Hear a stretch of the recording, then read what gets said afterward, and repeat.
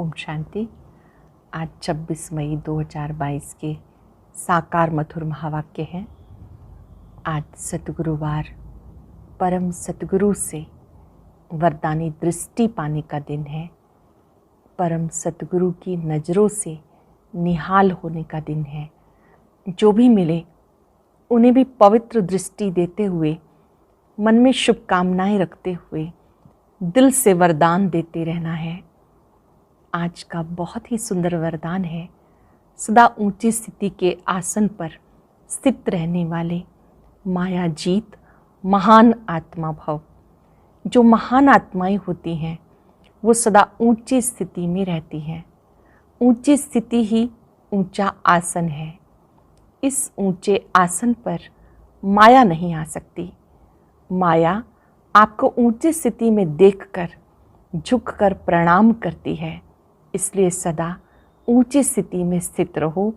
ऐसी आत्माएं ही महान आत्माएं हैं। आज बाबा ने विजय माला का मणका कैसे बन सकते हैं, कौन विजय माला में आ सकता है, हमारा ऑक्यूपेशन क्या है, वो विशेष रूप से समझाया। ऑक्यूपेशन बाबा ने समझाया, शांत रहकर सबको शांति का दान देना, ये हमारा ऑक्यूपेशन है। अपने स्वधर्म में स्थित रहना है। विजय माला में कौन आ सकते हैं? उसके लिए चाहिए निश्चय का फाउंडेशन पक्का हो। निश्चय बुद्धि विजयंती, निश्चय में ही विजय है। पक्का निश्चय चाहिए। निराकार परमात्मा स्वयं हमें पढ़ाते हैं, वो हमें घर लेकर जाएंगे। बाबा आए ही हैं सब बच्चों को घर ले जाने के लिए। नाटक पूरा हो रहा है, खेल पूरा हो रहा है, अब वापस घर जाना है। इसलिए यहाँ पर सबसे ममत्व मिटा देना है। बाबा ने ही हमें ओम शांति का अर्थ बताया कि अहम आत्मा शांत स्वरूप है। शांति हमारा स्वधर्म है।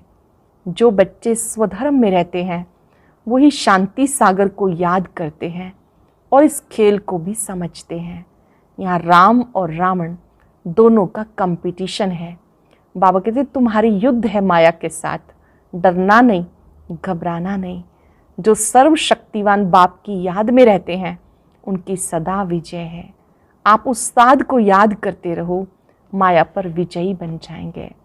जो निश्चय बुद्धि विजयी रतन है वो हमेशा बाप, शिक्षक, सतगुरु के रूप से बाबा को याद करते रहेंगे। उन्हें खुशी रहती है बाबा शिक्षक बनकर हमें राजयोग सिखाते हैं, सतगुरु बन के साथ ले जाते हैं। ये पढ़ाई तो बहुत सहज है। इन बातों को अच्छी रीति धारण करना है। धारण करने वाले बच्चे ही सच्ची कमाई करते हैं। बाबा के शब्द हैं कि ज़बरदस्त कमाई है तो अटेंशन देना पड़े। आप भविष्य प्रारब्ध बना रहे हो तो जरा भी अलबेले नहीं होना। साथ साथ बाबा ने आज याद दिलाया कि आप बच्चों को एक बाप की ही याद में रहना है। जब आप याद करते हैं तो बाप की याद से अंत मते सुगते हो जाती है। आज चलते फिरते एक बात याद रखेंगे, मैं मायाजीत महान आत्मा हूँ। मुझे सदा ऊंची स्थिति के आसन पर स्थित रहना है। मुझे कोई भी मेरे आसन से, स्वमान से हिला ना सके। अब सुनते हैं आज की मधुर मुरली राजयोगिनी बड़े दीदी से। ओम शांति। Good morning. वह कहते मीठे बच्चे, विजय माला में आना है तो निश्चय बुद्धि बनो। विजय माला में आना है तो निश्चय बुद्धि बनो। निराकार बाप हमें पढ़ाते हैं और वह साथ ले जाएंगे। इस निश्चय में कभी संशय न आए। प्रश्न है, विजयी रतन बनने वालों की मुख्य निशानी क्या होगी? उन्हें कभी किसी बात में संशय नहीं आएगा। वह निश्चय बुद्धि होंगे। उन्हें निश्चय होगा कि ये संगम का समय है, अब दुख धाम पूरा हो, सुख धाम आना है। दूसरा, बाप ही हमें राजयोग सिखा रहे हैं। वह देही अभिमानी बनाकर साथ ले जाएंगे। वे अभी हम आत्माओं से बात करते हैं, हम उनके सन्मुख बैठे हैं। तीसरा, परमात्मा हमारा बाप भी है, राजयोग की शिक्षा देते इसलिए शिक्षक भी है, शांति धाम में ले जाएंगे इसलिए सतगुरु भी है। ऐसे निश्चय बुद्धि हर बात में विजयी होंगे। गीता है, तुम्हें पाके हमने जहां पा लिया, जमी तो जमी आसमां पा लिया। ओम शांति। बाप ने बच्चों को ओम शांति का तो समझाया है, हर एक बात सेकंड में समझने की है। जैसे बच्चे भी कहते हैं ओम अर्थात अहम आत्मा मम शरीर, ये मेरा शरीर है, वैसे बाप भी कहते हैं अहम आत्मा परम धाम की रहने वाली है। वह हो जाता है परमात्मा। ओम ये बाप भी कह सकते हैं तो बच्चे भी कह सकते हैं। अहम आत्मा व परमात्मा दोनों का स्वधर्म है शांत। आत्मा का और परमात्मा दोनों का स्वधर्म है शांत। तुम जानते हो आत्मा शांति धाम में निवास करने वाली है, वहां से इस कर्म क्षेत्र पर पाठ बजाने आई है। ये भी जानते हो हम आत्मा का रूप ज्योति बिंदु है, बाप का रूप भी कोई ज्योति बिंदु है। बाप आकर ये सब बातें समझाते हैं, बच्चे भी समझाते हैं कि हमारा बाप परम पिता परमात्मा है, वह शिक्षक भी है, हमारा सत्य सुप्रीम गुरु भी है जो हमको साथ ले जाएंगे। गुरु तो बहुत करते हैं, अभी बच्चे निश्चय करते हैं कि परम पिता परमात्मा बाप भी है, सहज राजयोग और ज्ञान की शिक्षा भी दे रहे हैं, फिर साथ में ले जाएंगे। इस निश्चय में ही तुम बच्चों की विजय है। मेरा बाप भी है, शिक्षक भी है, सतगुरु भी है, इस निश्चय में ही तुम्हारी विजय है। विजय माला में पिरोए जाएंगे, रुद्र माला या विष्णु की माला। भगवानुवाच, मैं तुम बच्चों को आकर राजयोग सिखाता हूँ, तो टीचर भी हूँ, मत तो मिलनी चाहिए ना। बाप की दुनिया में बाप की मत अलग है, टीचर की अलग है, गुरु की अलग है, भिन्न भिन्न मतें होती, ये सभी का एक ही है, वो ही एक ही है जो बाप भी है, टीचर भी है, सतगुरु भी है। इसमें संशय की कोई बात नहीं। जानते हैं कि हम ईश्वरी फैमिली अथवा वंशावली के हैं। God father is creator. गाते भी हैं, तुम माता पिता हम बालक तेरे, तुम मेरी कृपा सुख गने रे। तो जरूर फैमिली हो गई। भारत में ही गाते हैं, वो है पास्ट की बात। अभी प्रेजेंट में तुम उनके बच्चे बने हो, उसके लिए शिक्षा देते, बाबा हम आपकी श्रीमत पर चलते हैं, तो इस योग बात से हमारे पाप कट जाएंगे। बाप को ही पति पावन सर्वशक्तिवान कहते हैं, बाप को ही पति पावन सर्वशक्तिवान कहते हैं। बाप तो एक है, बराबर मम्मा बाबा भी कहते हैं कि हम शिव बाबा से राजयोग सीख रहे हैं। आधा कल्प तुम ऐसा वर्षा पाते हो जहाँ दुख का नाम निशान नहीं रहता, वो है इस सुख धाम। जब दुख धाम का अंत होगा तब बाप आएंगे ना। ये भी संगम का समय है, दुख धाम का अंत और सतयुग आदि बीच के संगम समय पर बाप आते हैं। तुम जानते हो कि इस समय बाप आकर हमें सहज राजयोग सिखाते हैं, देही अभिमानी बनाकर साथ ले जाएंगे। बच्चे जानते हैं कि हम ही देवता थे, तब पवित्र प्रवृत्ति मार्ग था, 84 जन्मों का पाठ पूरा किया। तुमने 84 जन्म लिए। गाते भी हैं, आत्माएं परमात्मा अलग रहे बहुकाल, सुंदर मिला सजरा जब सतगुरु मिला दलाल।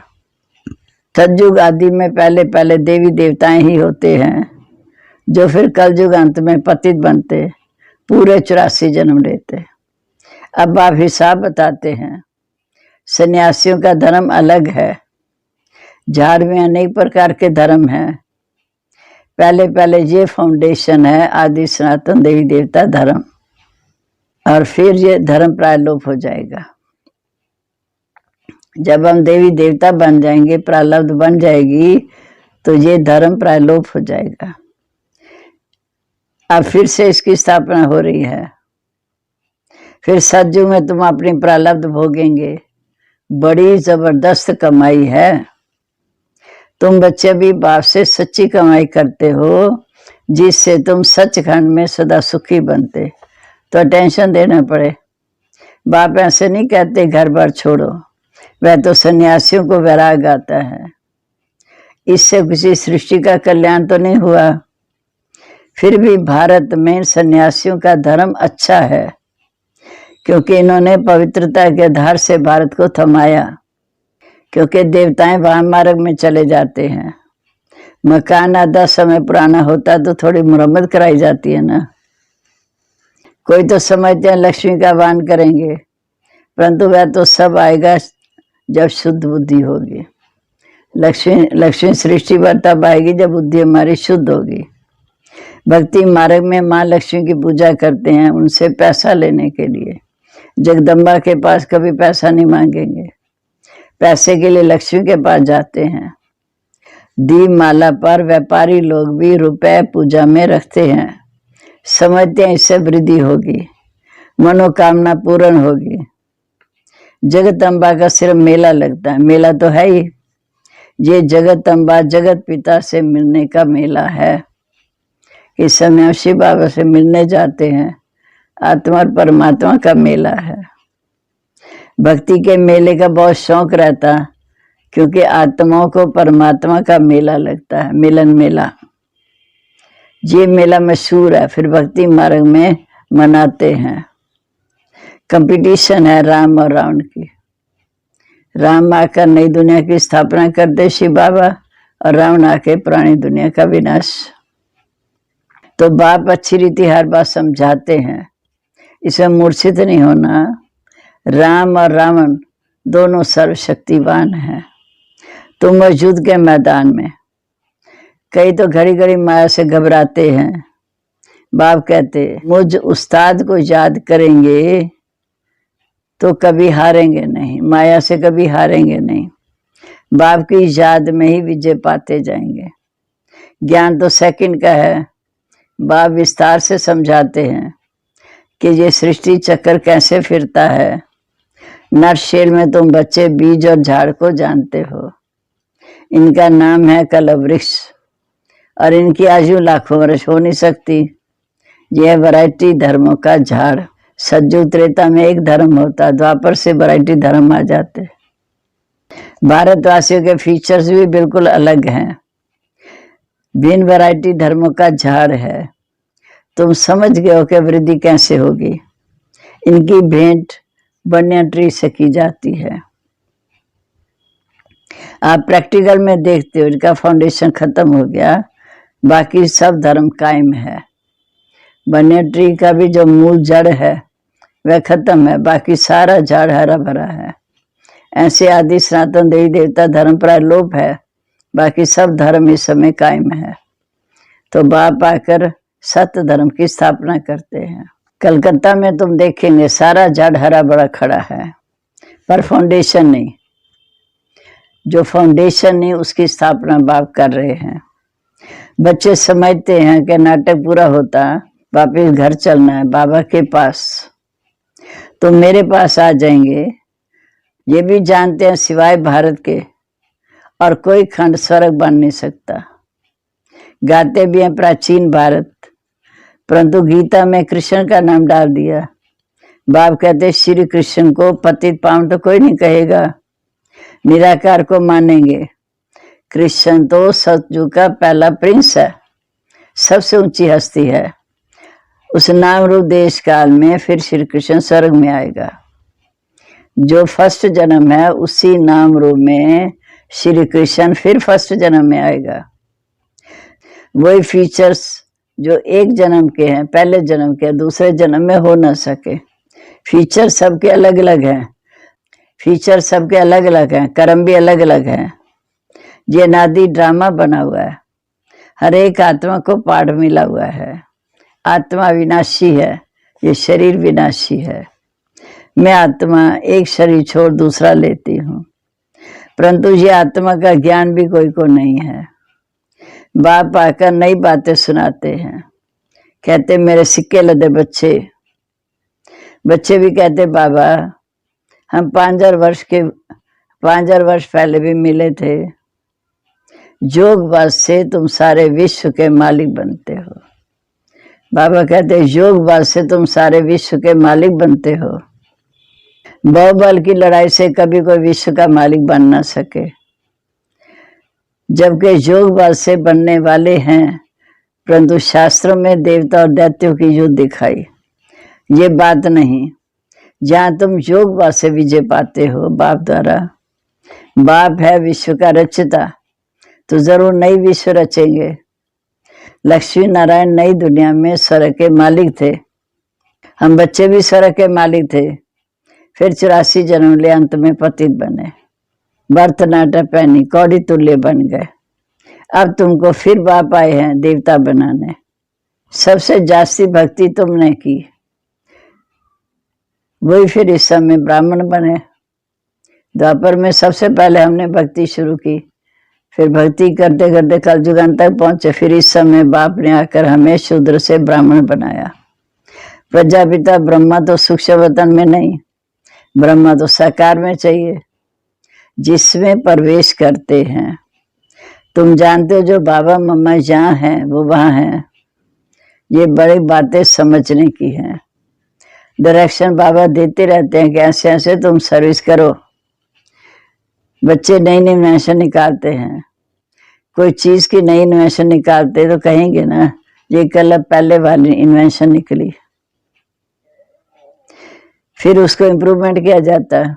स्वर्ग और नरक का गोला जो बनाया ये बहुत अच्छा है, कृष्ण सभी को बहुत प्यारा लगता है, परंतु उनको ये पता नहीं कि यही लक्ष्मी नारायण बनते। अब ये युक्ति से समझाना है। तुम्हारा गोला तो बहुत बड़ा होना चाहिए, एकदम छत जितना बड़ा, जिसमें नारायण के चित्र हो, कृष्ण का भी हो। बड़ी चीज मनुष्य अच्छी तरह देखते हैं, जैसे पांडवों के बड़े बड़े चित्र बनाते। पांडव तो तुम हो, तो समझाने के लिए बड़े बड़े चित्र चाहिए। सज्जू का चित्र फर्स्ट क्लास रहना चाहिए। इसमें लक्ष्मी नारायण, फिर नीचे राधे कृष्ण का भी चित्र दिखाना चाहिए। ये है प्रिंस प्रिंसेस, राधे कृष्ण है प्रिंस प्रिंसेस। स्वयंवर के बाद बनते हैं विश्व महाराजा विश्व महारानी। ये चक्र तो फिरता रहता है। ब्रह्मा सरस्वती ही फिर जाकर लक्ष्मी नारायण बनते। हम ब्राह्मण सो देवता बनते। यह भी जानते हैं हम सो लक्ष्मी नारायण बनते हैं। फिर हम सो राम सीता बनेंगे, ऐसी रजाई करेंगे। बच्चे ऐसे चित्रों पर बैठ के इसको समझाएंगे तो उनको बड़ा मजा आएगा। कहेंगे ये तो बड़ा फर्स्ट क्लास ज्ञान है। सतयुग में पवित्र प्रवृत्ति मार्ग था, अभी अपवित्र। बाप बगैर बेहद का वर्षा कोई दे न सके। जानते हैं कि बाबा हमको विश्व का मालिक बनाने की शिक्षा दे रहे हैं, वह अच्छी रीति धारण करनी चाहिए। जानते हो बाबा हमको विश्व का मालिक बनाने की शिक्षा दे रहे हैं, ये अच्छी रीति धारण करना चाहिए। पढ़ाई से मनुष्य बहुत ऊंच बन जाते हैं। तुम भी अभी अहिल्या कुब्जा आदि हो, बाप बैठ पढ़ाते हैं, जिस पढ़ाई से फिर तुम विश्व के मालिक बनते हो। ज्ञान का सागर तो एक है। तुम जानते हो ये हमारा 84 का चक्र पूरा होना है। ये तो बड़ा वंडरफुल है। इतनी छोटी आत्मा में कितना बड़ा भारी पाठ भरा हुआ है। हम आत्मा 84 का चक्कर लगाते हैं, इनका कोई आद अंत नहीं। अब हम पुरुषार्थ कर रहे हैं, उसमें सारी नॉलेज है। स्टार की भी वैल्यू होगी। स्टार जितना तीखा उतना उसका दाम जास्ती। अब इस एक स्टार में कितना सारा ज्ञान भरा हुआ है, कितनी सूक्ष्म ज्योति बिंदु, और उसमें सारा ज्ञान भरा हुआ है। गाते भी हैं भ्रिकुटी के बीच में चमकता जो सितारा। इस वंडरफुल को तुम बच्चे जानते हो। बाप कहते मैं भी स्टार हूँ, जिसका साक्षात्कार भी हो सकता है। अब इस एक स्टार में कितना सारा ज्ञान है। गाते भी हैं भ्रिकुटी के बीच में चमकता जब सितारा। इस वंडर को तुम बच्चे जानते हो। बाप कहते मैं भी वंडर हूँ, मैं भी स्टार हूँ जिसका साक्षात्कार भी हो सकता है। तुम समझते हो कि परमात्मा ज्योति बिंदु स्वरूप है। अच्छा, मीठे मीठे सिके लदे बच्चों प्रीत, माता पिता बाप दादा का याद प्यार, गुड मॉर्निंग। रूहानी बाप की रूहानी बच्चों को नमस्ते। रूहानी बच्चों की रूहानी बाप दादा को नमस्ते। नमस्ते बाबा, गुड मॉर्निंग। शुक्रिया बाबा, शुक्रिया। पर धारणा के लिए मुख्य सार, पहली पॉइंट, सचखंड का मालिक बनने के लिए बाप से सच्ची कमाई करनी है। बाप जो उस्ताद है उसकी याद में रह माया जीत बनना है। दूसरा, बाप से बेहद का वर्षा लेने के लिए बाप की जो भी शिक्षाएं हैं उन पर पूरा ध्यान देना है, उन शिक्षाओं को अच्छी रीति धारण करना है। अब आज का वरदान, सदा ऊंची स्थिति के श्रेष्ठ आसन पर स्थित रहने वाली, सदा ऊंची स्थिति के श्रेष्ठ आसन पर स्थित रहने वाली माया जीत महान आत्मा भाव। जो महान आत्माएं हैं वह सदा ऊंची स्थिति में रहती। अगर ऊंचे आसन पर स्थित रहते हो तो माया आपके सामने आ नहीं सकती, आपको मान समझकर आपके आगे झुकेगी। जब ऊंचे स्थान से नीचे आते हो तब माया वार करती है। बाप सदा ऊंचे आसन पर रहते हैं तो माया के आने की ताकत नहीं। ये ऊंचे से ऊंचे नशा रहना चाहिए। जब ऊंचे आसन से नीचे आते हो तब माया वार करती है। आप सदा ऊंचे आसन पर रहो तो माया के आने की ताकत ही नहीं, वह ऊंचा चढ़ नहीं सकती। स्लोगन है, शांति का दूत बन सबको शांति का दान दो। शांति का दूत बन सबको शांति का दान दो, यही आपका ऑक्यूपेशन है। और अब सुनते हैं आज का अव्यक्त ज्ञान मोती। ये एक बहुत संस्कारितापूर्ण वीडियो है, जरूर देखें, कोई भी मिस ना करे।